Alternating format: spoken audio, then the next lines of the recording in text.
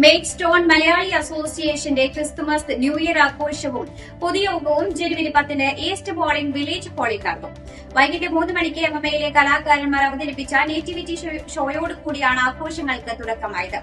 തുടർന്ന് സ്പോർട്സ് മത്സരങ്ങളിൽ വിജയികളായവർക്കും GCSE A level പരീക്ഷകളിൽ ഉന്നത വിജയം നേടിയവർക്കുമുള്ള സമ്മാനദാനങ്ങളും അവാർഡ് വിതരണവും നടന്നു.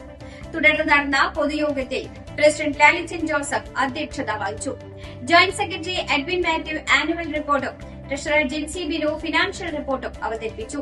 തുടർന്ന് നടന്ന ജനറൽ ബോഡിയിൽ 2026 പ്രവർത്തന വർഷത്തേക്കുള്ള എംഎംഎയുടെ എക്സിക്യൂട്ടീവ് കമ്മിറ്റിയെ തെരഞ്ഞെടുത്തു. President Sreejith Kuruvankattil, secretary Praveen Ramakrishnan, treasurer Santhosh Velludutha, sports കോർഡിനേറ്റേഴ്സായി Joshy Anithottathil, Aneesh Palliyalil, men's club coordinator Jiju Chacko, media Binu George, Maithri women's coordinator Jinitha Benny, programme coordinators Jisna Michael, Shyja Edacheri, youth coordinator Boni Rose Babu എന്നിവരാണ് പുതിയ കമ്മിറ്റി അംഗങ്ങൾ. ജനറൽ ബോഡിക്ക് ശേഷം കൊച്ചിൻ ഗോൾഡൻ ഹിറ്റ്സ് അവതരിപ്പിച്ച ഗാനമേളയും കോമഡി ഷോയും നടന്നു. ചലച്ചിത്ര പിന്നണി ഗായകൻ അഭിജിത്ത് കൊലവും മിമിക്രി കോമഡി താരം ബൈജു ജോസും നേതൃത്വം നൽകിയ സ്റ്റേജ് ഷോയും മ്യൂസിക്കൽ ഫ്യൂഷനും മികവുറ്റതായി. രുചികരമായ ക്രിസ്മസ് ഡിന്നറോടുകൂടി എംഎംഎയുടെ ഈ വർഷത്തെ ക്രിസ്മസ് ന്യൂ ഇയർ പരിപാടികൾ സമാപിച്ചു.